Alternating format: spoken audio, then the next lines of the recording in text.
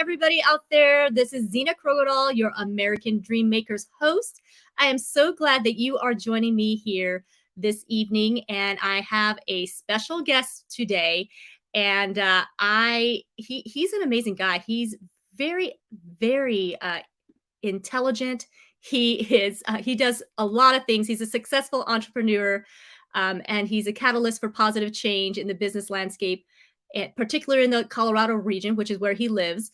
And he does impeccable website designs, transformative coaching, and enriching networking opportunities. Chris Chavez is an influence that is felt across multiple sectors, validating his position as a pivotal force in today's competitive business environment. So, without further ado, Chris Chavez, welcome to American Dream Makers. We are so glad you're here. Thank you, Zena. How are you? I'm doing very well, thank you. How is it in Colorado, the weather today? It's a little cold. We've been flirting with the idea of snow, I guess, but I don't believe it. I don't think it's happening. Where in Colorado do you reside? I am about an hour north of Denver, little tiny town out in the farmland. Nice. And how long have you been out there for? We moved here in 2012, so 11 years. Yeah. Wow. And where did you live prior to Denver area, outside of Denver, I should say? I grew up in Cheyenne, Wyoming, and so I only made it about an hour away from home. I'm still pretty close, but it's good. We're still close to family, and can take the kids up there to see them, and but we're still here, which is great. It's a lot of fun here. That's awesome. That's very cool. Well, I was going to say, I'm going to get this banner up. I'm like, something's missing here. It's because your name wasn't on here. Chris Chavez. I don't know who that guy is in that picture, though, either. I don't know who that is.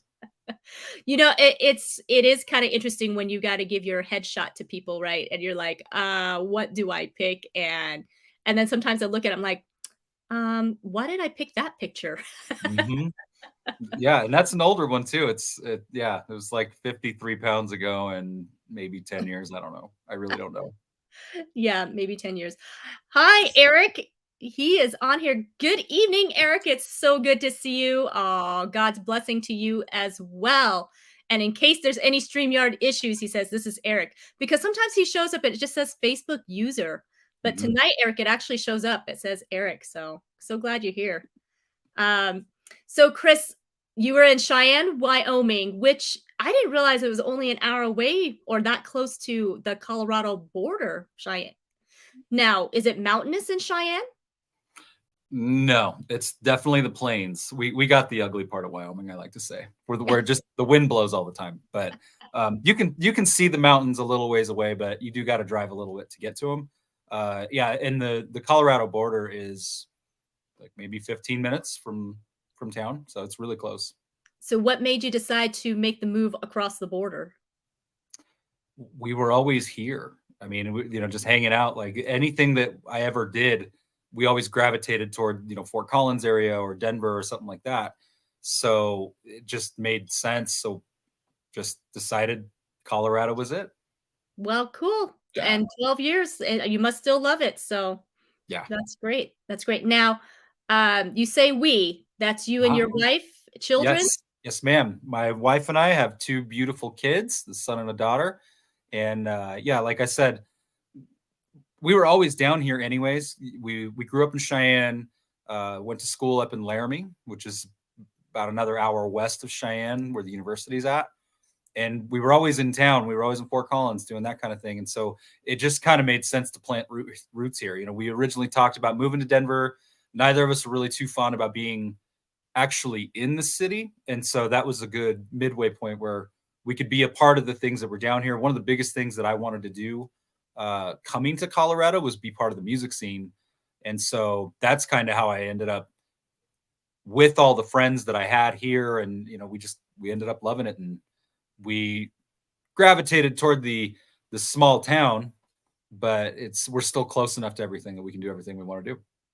So what was it about the music scene that attracted you? Are you a musician yourself?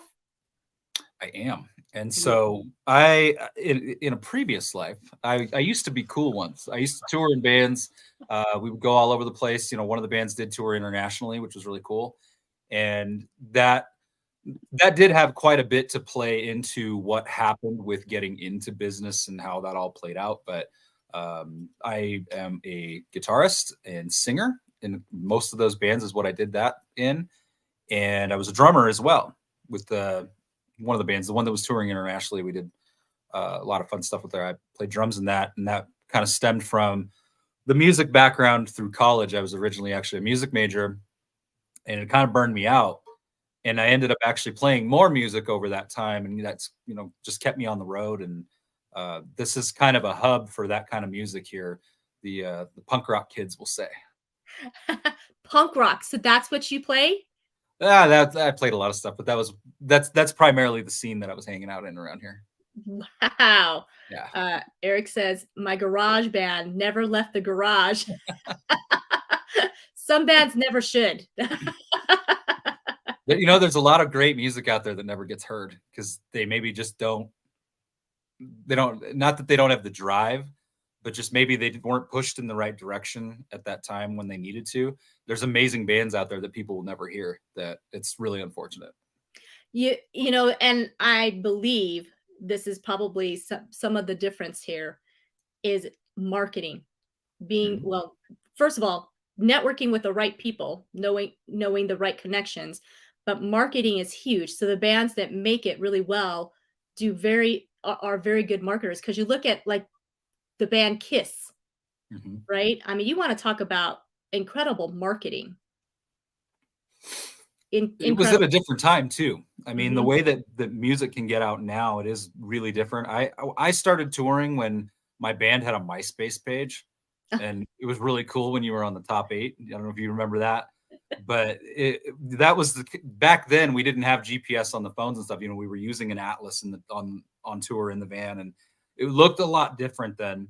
And then it made more sense to be on the road more. So the way that you marketed, we would go and hit up college campuses and drop out flyers and whatever we could do to get our faces seen and get people to the shows. It was definitely that guerrilla marketing kind of tactic because I mean we're coming from out of town, and we drop into a town, and it really kind of was on us whatever the promoters weren't doing. So um, it was a little different then.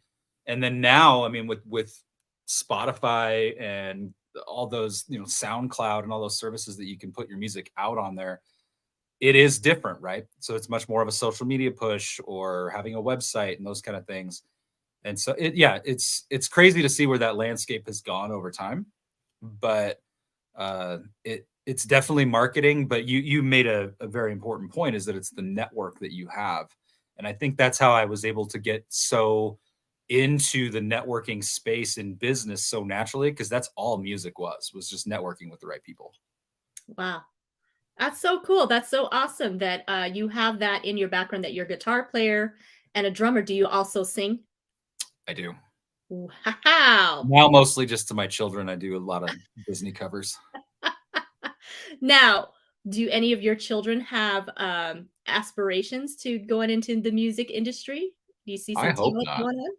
I You hope hope. But yeah, when you've seen the other side of it, I would fully support it. I mean, I think that it's cool. They're 4 and 6, so they're just now showing interest in some things. And music, they like to dance to it. I don't know. We'll see. Yeah. So I sing. I don't play instruments. Uh but my friends in high school, my guy friends, they all had a band. They were into the heavy metal, rock, grunge, that sort of thing. And they always told me that they didn't want me to be in their band because I had too nice of a voice. And I always really resented that. I'm like, "What? Are you kidding me?" I get it. I mean, I get it. It's too pretty that way, right? Yeah, there's no edge to it. I guess so. I guess so. But I don't know that my parents would have been okay with me hanging out with in bars and playing in bands anyway. So it probably was just as well that they told me that. And it is what it is, and it's fun to be able to share your gifts wherever it is. Whether it's a local local community, or playing at um I guess local venues, Mhm. so being able to travel that, or even at churches. I mean, I sing on the worship team, so it's nice to utilize your gift one way or the other, whether you monetize it or not doesn't really matter. You just sometimes just want to be able to express yourself. So very cool. I did not know that about you, so that's kind of fun to hear. So here's the thing with musicians, you have a very creative mind, especially when you're playing multiple instruments. The brain works very differently. Being able to process information in different ways, you cannot not only can you do, I feel like, pretty decent mathematics, because you got to be able to change scales and go with being able to transpose sometimes music when you're playing in a band, when you're not just playing solo and you're actually doing stuff. So your brain is working and it's very active. And so, how has that benefited you becoming an entrepreneur? That's an excellent question that I've never been asked. I don't know. So, um, I mean, if all of that is true, that we process information a little differently, I could maybe see this. Like I'm very much, for the most part, like a laid back person that needs a lot of structure kind of around, and that's why I'm really into like time blocking and things like that. But I love systems and I love automation and I love what that can do. And so it's kind of like a right brain, left brain thing where Yeah. there's a definite balance to be struck there. And most people that I talk to are kind of one way or the other, right? They don't necessarily care about too much automation if they're super creative types, or I don't know. I mean, that would be the only way that I could really see that it has helped me that I'm aware of. I don't know. Maybe it has, and I'm just not too aware of it. I am pretty certain it has helped you a lot, because being around some of my friends who have been musicians, I can tell you they're highly intelligent people. uh, because yeah, well, because again, it's because you utilize a portion of your brain that not everybody accesses all the time. So when you are learning an instrument, and this is why music programs are so important in schools, it's not, the fine arts is very important. And for those that don't have that in their school system, it makes me sad. I don't know if there, you know what I mean? Because I do think it really elevates you to a whole different place in your brain and thinking, and it accesses something just profound. I'm sure there's a lot of science uh, out there these days that can really support uh, the little bit that I'm saying here, and it's probably even deeper than than I can even go here tonight, because I'm not an expert in that neuroscience part. But I do know that those that I have been around are, like I said, very intelligent people, and it seems to me that you're able to really problem solve very quickly and adapt to situations pretty fast. Because again, when you're playing in a band, pretty fast if you hit the wrong note. So now you got to adjust. Where is that? When you start out in the wrong key, you got to figure it out real fast too. What the heck? I thought we practiced it in this key. Where are we right now? We'll never say that to a jazz musician because, jazz musicians, what we do is we might start in the wrong key and then we try to play it off like we're cool and did it on purpose. It's one of those kind of things. And that's true though, is that, you'll hear like old Miles Davis records. There'll be some weird note that it just sounded nasty. It just didn't sound good. And so he'd hit it again to make it sound like he did it on purpose and then build a tune off of that. So that would be an example of um, that approach of improvisation or just thinking quickly on your feet. Mhm. That some of those guys are just, they've forgotten more about music than most of us would ever learn. That is that is true. That's true. So what is your favorite genre these days? Oh man, I don't know. It's I well, I have a really heavy background in jazz music. Growing up in Wyoming, there was that country music influence, so I listened to and still listen to a lot of that. When I was a teenager, and through my teen years and into college and stuff, I listened to literally everything. Uh, the rock stuff definitely happened. I would say kind of like 12, 13, where I wasn't really listening to the country music stuff anymore because none of my friends were into it. They were all listening to whatever was popular back in the 90s, that thing that we were all listening to then. Uh, Nirvana.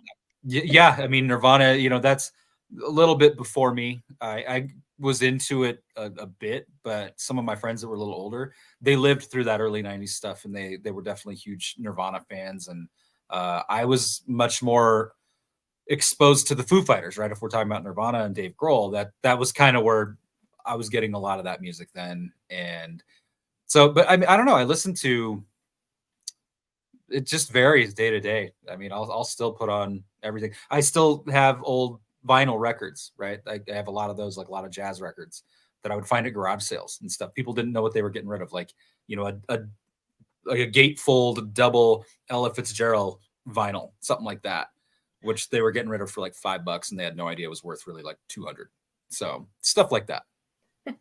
Eric says Foo Fighters, Days of the New. Wow, Eric, that's pretty good.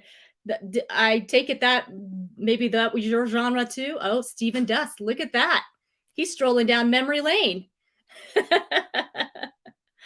have to chat, Eric, about Seven Dust and about Foo Fighters. Sounds like we've listened to a lot of the same stuff. It's good to see you, brother. Yeah, that's awesome. Well, that is pretty neat to hear, and it sounds like you like a lot of different genres, which is again a testament that you are a man with a open mind. And some would say that. He said, "I knew I liked you for some reason, Chris." Now we know what it is. There you go. He loves it all, still does all. Yeah.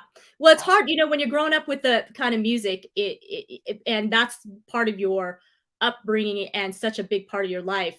It's hard to let go of that music, and that's why you kind of know each generation by the music that they enjoy. For me, I grew up in the '80s, and so I tease my daughter. She's 25, but even in high school, she would prefer to put on the '80s music. And I'd laugh. I'm like, why are you listening to the '80s? And she goes, I don't know. I really like it. I said, I know what it is. It's because your mother listened to it while you were still in the womb. So I conditioned you. Yep. It's a real thing. It's a real thing for sure. So Chris, tell us about what you are doing. We talked about you being an entrepreneur. So tell us a little bit more what you do. Yeah. So I primarily what we focus on is we have a marketing company called Blue Summit Creative. And that kind of came out of the experiences that I had working for a marketing company for about 5 years prior to that. And there was a lot of stuff that I really did like about it. And I saw a lot of opportunity in what it could be in running that kind of business. But that's not what I wanted, right? Like I said, I was on tour, I was doing other things. So in that couple of years, I took a break from the road. I really wanted to get back out and do that. And so I quit doing that and freelanced on my own. Just me, Chris, the nerdy website guy that would always be looking for Wi-Fi at different bars and venues and things like that. And so that was fine. It worked okay for a while. But in that same time, when I was home from the road and just here working, I would sell a bunch of work. And then I had to do that work. But I would started to run out of time and energy and resources to get all of it done, but the work starts to pile up. And so I had to hire people. And I remember I was sitting in Germany, right? 8 hours ahead trying to run these projects. I'm like, there's no way that I can do this. And I had just started Blue Summit officially as a company 3 months prior to that.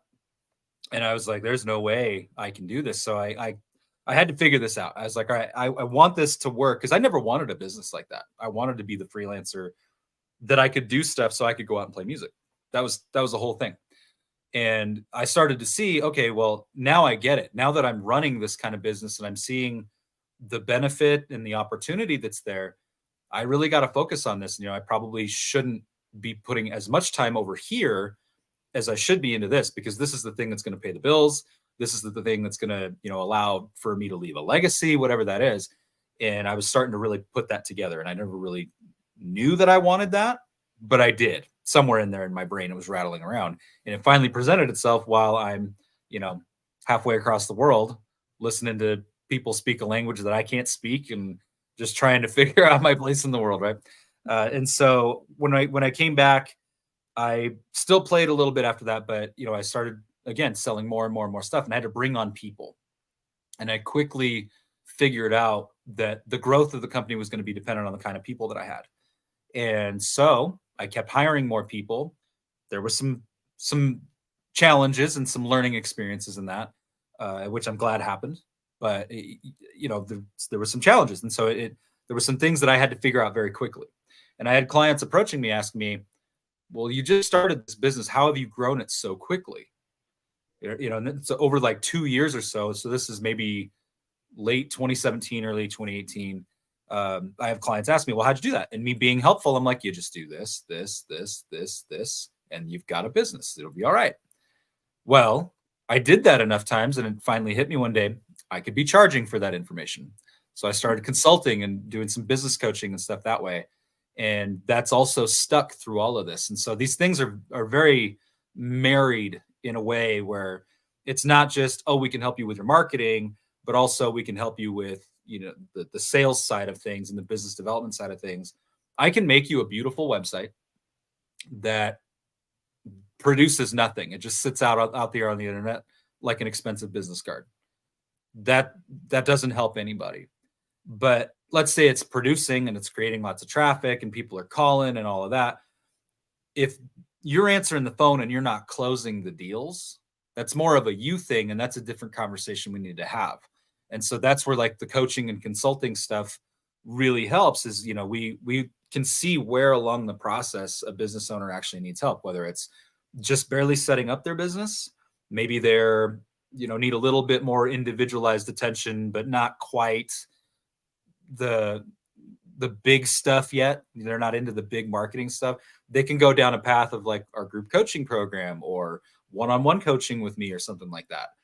And then the ones that they're serious, they're crushing it, they're growing, they're scaling, they might need a full team of people behind them, so like the Blue Summit team might be a really good fit. So they're getting not only the consulting and coaching side of that, but also the marketing, which in this case is just a vehicle to get your name and your brand and everything out there.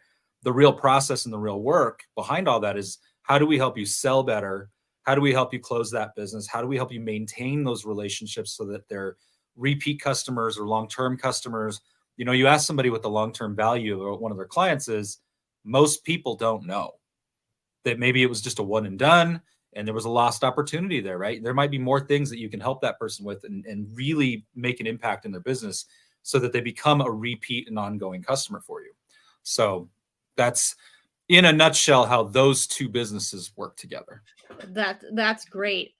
Hi, Teodora. Thanks for being on here. That's great. We got a couple of people hanging. I don't know who Facebook user is here, but gangster rap is definitely where it's at, along with the 90s music. Who's this Facebook user with the gangster rap? Yeah, there's that StreamYard at it again. So that's great that you started your website business in support of your music, so you could play music at night. Oh, this is Denisha. Hi, Denisha. Hello there. Thanks for being here. And then it morphed basically into that you were helping other people build their business, and so that's where your coaching and consulting came in. Wow. Yeah. It kind of fell into it by accident. A client was asking me the right questions that day, and I'm like, what's wrong with me? Why am I answering all of this for free? There are people that make a whole living on this, and so that's kind of how that came about. Well, I think that's great. And I think it's great that that things evolved for you and took you in a very positive direction. So have you always been an entrepreneur, or was there a time that you were an employee and decided to take the plunge and own your own business? That's kind of how it started. Like I said, I was at that marketing company prior, and there was a lot of opportunity at first. There were some caps, I guess, in where I could grow in that company.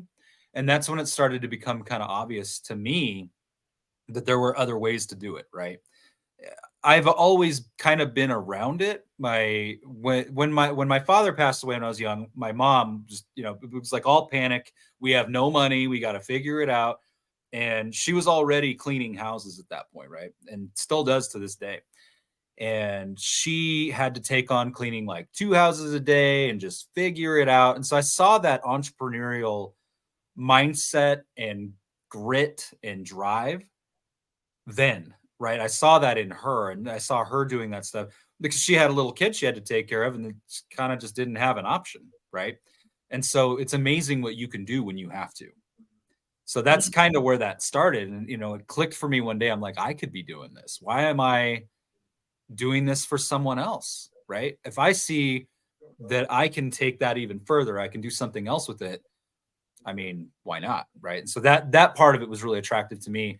And I think that's part of what's really fun about the coaching and the consulting is that if you can pull that out of other people, you can kind of see where they can take it. And, maybe they just need a nudge in the right direction, whatever that is. But it's really cool to see that. And that's kind of how I see the American dream play out for people is, it's not, you don't have to be stuck in the grind. I mean, look at what happened during COVID lockdowns. How many people started businesses because Right. their industry was shut down or whatever it was. And you got to see what people can do when they have to. Yeah, that is the beauty of being in America is that we can reinvent ourselves at any moment, at Yep. any time. And nobody's there to tell you any different. And even if you do with the American mindset, we're like, we're doing it anyway.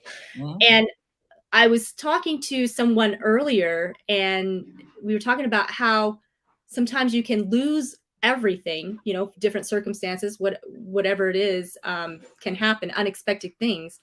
And so there's really not a lot of other countries that you can go from zero to having a very successful business in, like you said, a short amount of time. Even if you're willing to do the hard work and you learn the right skills and apply them, that you can to absolutely accelerate. So I really applaud you, Chris, that you figured that out through many ways. And again, this goes back to, I do believe that your musicianship probably helped you to problem solve and accelerate your business. That's why you were able to take it to the next level so quickly, where other people took a little longer.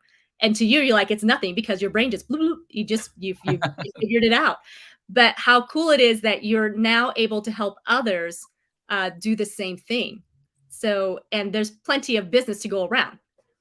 There's so much work out there. That I think that's part of it is that the people that are truly doing it don't have the scarcity mentality. They know there's work out there to go get.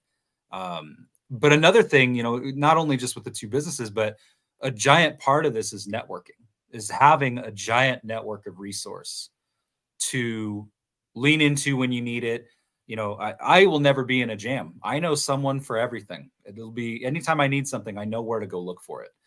And if you network enough, like in music, that, like I said earlier, it's all networking. That's all it is. And maybe you have some more dollars here and there than somebody else to market more or whatever, but nothing will ever outpace a secure network, if that makes sense. That makes If sense. you if you spend your time building those resources and doing it so that you can be a resource, right? So if somebody comes to me, it's because I'm not just top of mind, I'm first in line because I've done such a diligent job of pushing people toward who they need to meet or making that introduction, passing a referral, whatever that looks like.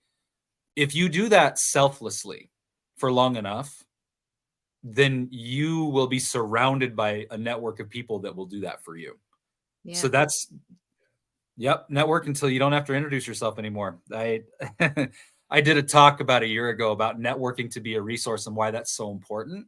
And that was the phrase that I ended with is you network until you don't have to introduce yourself anymore.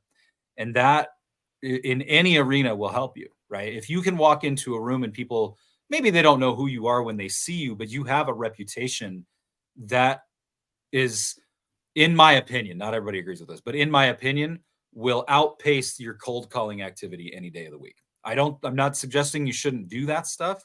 I'm one of those psychos that actually enjoys it. But if you don't like doing it and you want to fast track business growth, you're going to need a network. There's no way around that. And so that's kind of how all these things, like I said, the coaching and the marketing stuff is very married together. The third component of that, right, the three-legged stool, is the networking. Yeah. Awesome. Well, and that's great. So when you talk about networking, so you must belong to several networking groups. Yes?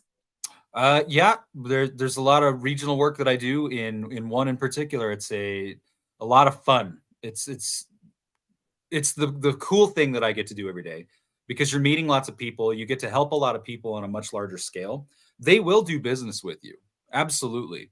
If you've done enough to provide value to all of them. So being a regional leader, not only do I have more exposure and access, but if I help more people, when that comes around, it's a much bigger impact, right? Not only for me, but for all of them. Yeah. Yeah. That's great. It's Um, so much fun. yeah, it is so much fun. And then also I mean, many times you have to pay to be in the networking groups. Mhm.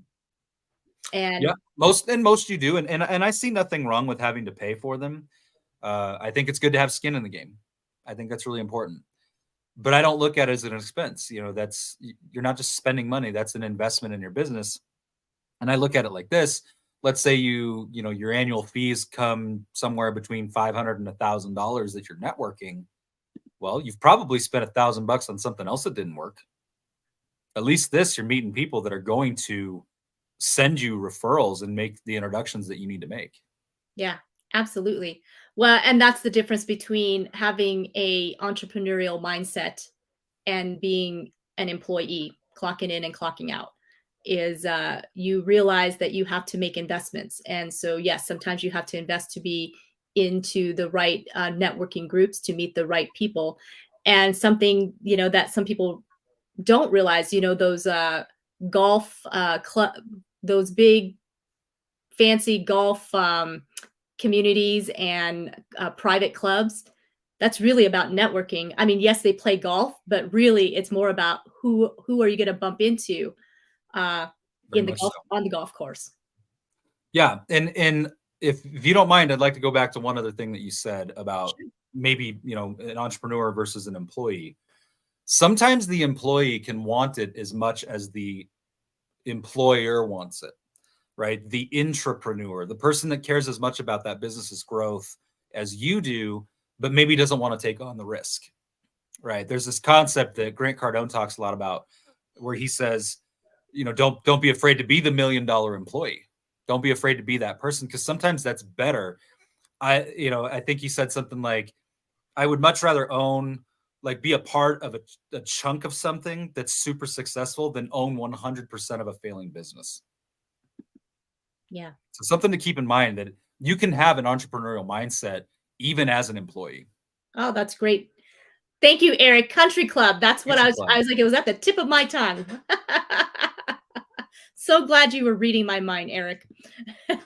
Speaking of networking groups, Eric, yourself and I belong to Grow Live, which is a Uh-huh. great networking group, and with a lot of great entrepreneurs and people just wanting to be there to help each other. So really grateful for that community for sure. Me as well. And I'm glad that you went, clarified back that sometimes it's fine to be the intrapreneur. I love that word, by the way. I wish I And coined it. I mean, I say so many like cool, little quips, little one-liners that I wish I could take credit for, but yes, and I'm like, Teodora, yes, Teodora's on Grow Live too. Um, yeah, well, yeah, you should coin that. Maybe you should trademark that. I don't know, but I'd be surprised if it isn't already, but yeah, no, that's great. And you're right. Not everybody wants to be to have that responsibility of running the entire uh, business, but they're okay with being part of a very highly successful business. Like you're right, being a part of like a Grant Cardone who is running a lot of money through, and you get to have a piece of that because you're doing well. Why not? Then you don't, but you don't have the stress that Grant does of having to run these multiple businesses that he has. So that's true. But I mean, I would venture to say that, yeah, he has a lot of the same stresses that the rest of us do. They're just different, right? Like I don't remember who it was that said this, but when you get to that level, you're just having higher quality money problems. It's the same thing. you're just not losing sleep over the same kind of things. The Yeah. risk is there, but if you can pull it off and you can surround yourself with a bunch of people that are going to help you get there, Yeah. that's a pretty good long-term strategy. I like this. It's only stress if you don't have passion for it. That's very true. And not only that, and it's only stress if you truly are hanging tight onto everything. Because as we spoke earlier, we live in a place where the rug can get pulled out from under you and you can go back to zero, but your skills are still there and you can still make something out of yourself. You may temporarily be down, but you can come back up, and that's the beauty of being, I believe, an American. So, Well, and yes. I would challenge everybody to do this, is to put yourself just in a space where you can think of, what would I do if I lost everything? Like, how would I get it back? How would I grow further than I even was before? That happened to a lot of people, Mhm. you know, very recently. And Yeah. so what would you do if you did have to go to zero, right? You drained the savings. There's nothing left. What do you got to do? Gun to your head. You've got 30 days to figure it out. What are you going to do? And I would challenge people to put themselves in that space to see how important certain things are and how not important other things are, and how quickly you will figure out how to get to where you were, if not further along. Swim or sink. Pretty much. Yeah. Yeah, and I think when you realize that and you have that, what do I have to lose? Mhm. Because as an entrepreneur, like you said, there's risks that you have to take. If you're going to grow a business, there's a certain amount of risk that you, in every decision you make. You have the risk that it's going to work out, and you have the risk that it might not work out. Mhm. And many successful entrepreneurs have lost it several times, and then but their comeback seems to be stronger. So I like what you said. You got to think about, what would you do and how are you going to respond, so that you know ahead of time, so that you don't become reactive, so it doesn't delay. So you're throwing out some great nuggets here, Chris. That's amazing. Again, you're just showing how musicians are just amazing people and very intelligent. See? Thank you for that. And I was going to add to one thing about the risk. If this makes sense when I say this, if okay, getting out of bed and getting in your car, going somewhere is a risk, right? A lot can happen in that short window. But I would rather take the risk and live life having made mistakes and have to sit with that than to not take a part in it at all. Does that make sense? Like, Yeah. I would much rather go do that stuff, and because what if it really pans out, and what if things can really grow from that, and give you the financial freedom you want, give you that time freedom back, which is really the only thing we all want anyway, because we want to be able to spend our time where we want, rather than just the money side of things. That's a natural byproduct of that if you figure out the time freedom part. But I would much rather take all the risks that get me as close to that as I want to be, versus, well, I played it safe and I'm unhappy. I'm in this job that I don't like, and that's kind of where that was headed. I'm still friends with those guys. I still run into them in town and stuff, and we're okay. But I couldn't stay in that environment anymore if I wanted to continue to grow. There was nowhere to go in the company. And yeah, it was a big risk. I quit the job, and there was no safety net.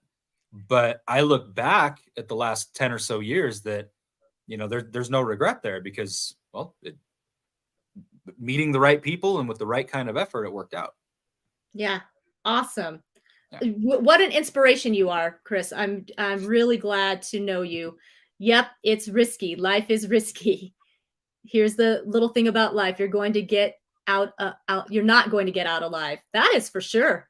We're not Sure. getting out alive. So we might as well make the best of it. That is for sure.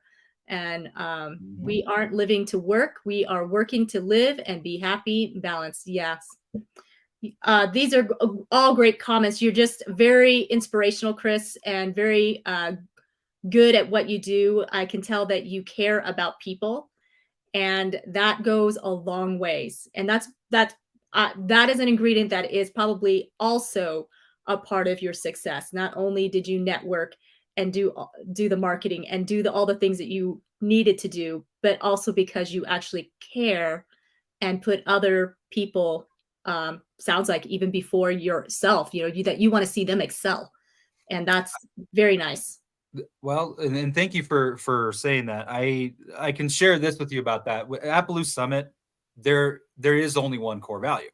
We've all seen every office that all the values are on the walls and the little sayings and things, and you pass it every day, and yeah, it's part of the culture or whatever. But when we had this conversation internally, a couple team members and we were talking about what that really means, and everything was still distilling down to one thing. And if you view everything through this lens, then you're doing a good job, and that's that people matter, even when you don't feel like they deserve it, right? We've all had a nightmare client. We've all had that thing happen. But if you just go through with that in mind, that people matter, your conscience is clear, for one. That's a huge one. But two, you did do due diligence. And, a lot of times that still will translate to a positive ending to the experience, at least. And so, it may not have gone as planned, but if you just keep in mind that people matter, you'll hopefully at least sleep better at night. And sleep is very important. So we definitely want to sleep better at night. So it's bluesummitcreative.com, correct? All Correct. right. So you guys, if you want to know more about what Chris is doing, you absolutely want to check him out at bluesummitcreative.com. And then I'm also going to put on here, bottom scrolling, his email in case you want to get a hold of him as well. And then Chris, so you play the guitar, you play the drums. Are you going to pick up any other instruments? Is that a challenge, Zena? I'd like to know. Inquiring minds want to know. I have done that before, where I learned how to play something on an instrument day of the show, like 2 hours before. I have done that. So Wow. That might be a fun thing to do before the end of the year, learn something new. Yeah, sure. What instrument do you recommend that I pick up? I'll give it a shot. Gosh, what instrument? It sounds kind of crazy, but I always like the sound of the banjo. Okay. Let me see if I can find a banjo. I don't know what it is about the banjo, but for some reason when it gets played, I really enjoy it. The other instrument that I do like to hear as well is the mandolin too. And but I own a mandolin. Maybe I'll start there. Oh, you have one. Okay. So it's just sitting in your house. Okay. Yeah, I can't play a ton on it. I haven't really spent a lot of time with it, but I'll start there. I think that's a good start. Yeah. Cool. Well, then in 6 months we might be able to hear a song out of you from the mandolin. Oh, we can do it before that. Let's do it. Okay. Well, that's no surprise, because again, you just keep proving that musicians are really pretty amazing. Because once you really master one, my understanding is that it's really not as difficult to go ahead and master the other. You just need to learn where the scales are at, but you pretty much have the base knowledge of putting chords and things together. So, versus going, from learning a brand new instrument. But once you kind of have the basics, it does help, I think. I mean, it does. It's kind of like driving driving a race car versus driving a big truck. There's some basic skills. There's a foot pedal, there's a brake, and they're a little different, but I hope you're right on that one. I don't know if I'd trust me getting behind the wheel of a race car, but I think you're right. The mechanics are there, the basics. I think, and this is probably for anything, any industry, any business, anything you're doing, right? Not just music, is learning how to learn. If that makes sense. Yes. Not regurgitate information. I think that we're in a society now of people that are really good at regurgitating information, but not so good at actually learning and thinking and using that for something bigger. Awesome. Oh, Eric's going to pick up the keyboard. Wow. Maybe we can have like a Grow Live band going on down. Here. Ken Walls plays the drums, right? What? Oh yeah. Sorry to out you, Ken. Hmm. I'm kind of thinking maybe we should have a Grow Live band. It's gonna happen now. Yeah. Yeah, definitely. Yes, sir. Learn good stuff. Absolutely. And I think you're right.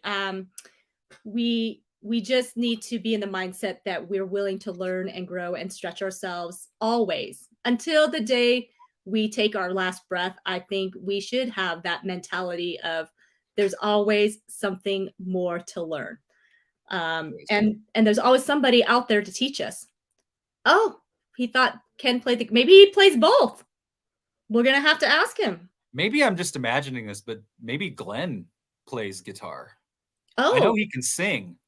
Maybe that's what we do. We'll get Ken on the kit. I'll be playing the mandolin. We got Eric on the keys. What do you think? Should we throw some vocals out to More Shower? yeah, I think so. And I can do some harmony with more shower. There you go. You guys got Yeah. it handled. Yeah. So yeah, I think this might be fun. I think we need to pitch this idea at the next meeting here. You got a few days. And this is what happens when they don't show up. We just Mhm. we planned it and we made the assignment. Yep. That would be fun. That would be fun. Xena on LVs. Yeah. Yep. Yep. And oh, Theodora's a dancer. Wow. We could really have a very, very fun get together. This is great. My mind's already kind of going here. Because it'd be fun for all of us to kind of meet up anyways, because most of us have been really interacting online and we haven't really all met in person, Yeah. which there's definitely some pluses with 2020 COVID situation where it forced us all to go ahead and get online. And so we were able to interact and do business and network in a way we hadn't really done before. Hmm. And now we can network with people globally. It's not even just nationally, but even people, because even on Grow Live, we've got somebody from Norway that's in the group. And, Hmm. so it's Australia. in Australia, yes. Hmm. So that's really awesome that, we're meeting people from all over the place and developing relationships. But it would be fun to get together in person and meet each other. And how fun would it be that we can just have a band, we could get together and then just play some music. Yeah, absolutely. We'll just have Ken fly us out on his private jet, and we'll meet up over there. There you go. There you go. Oh, that's awesome. Chris, so you have been so fun to have on here. I'm really glad that you made time for us here on American Dream Makers. Is there any last thing you want to leave us with tonight? You gave us so many great nuggets, but I feel like there's something else in there. Well, first, thank you for having me. This was a lot of fun. Um, when we talked about this, say a month ago or whatever it was, it was cool to be included in such a cool platform. Having seen some of the people that you've had on here in a short time is really cool. So, for anybody that hasn't seen other episodes, definitely go back and watch all of those. Very cool stuff. Yeah, that's right, Eric. Very cool. I mean the biggest thing is I guess for me probably the advice that I needed to hear when I first started it all is get out of your own way. Don't be afraid to ask for help, and lean into your people and just go. I mean, don't get lost in the how am I going to get there. Just go do it. Oh, that's great. That's great advice. Sometimes we do get in our own way. You're right. Those voices in our head that tell you, "What are you doing?" Yep. And you're right. We sometimes are our own enemy and we can certainly self-sabotage faster than anybody else can. And so thank you for sharing that. Absolutely. The way that another way to look at that, I don't remember who said this to me, but the most brutal executioner that exists lives right between your ears. Mm, That's how I wow. look at that. Yeah, it's so Deep. yeah. Be nice to yourself. Go do it. Be nice to yourself. Surround yourself with people who are nice to you as well. That'll help as well. Get you out of that Absolutely. slump for real fast. So Thank you again, Chris, and I look Thank forward you. to continuing a great relationship with you, and hopefully one day I can meet you and your family, and that would be awesome. So, Yeah, likewise. Let's do it. And I mean, maybe we'll do it at band practice next week, right? yeah, next week I'll just fly on over. Sounds good. We'll see you then. We'll see you then. Thank you guys so much for being here on American Dream Makers. If you found this valuable, please be sure to share it out. Chris had so many amazing things to share with everybody. And so we want to get his message out. And be sure to like and share. I'm on Facebook, I am on YouTube, and also LinkedIn. American Dream Makers, come like the group and share it out. Love to get the message out because I do believe the American dream belongs to all of us. And not only can you achieve it, but you can go beyond. And Chris has definitely shown us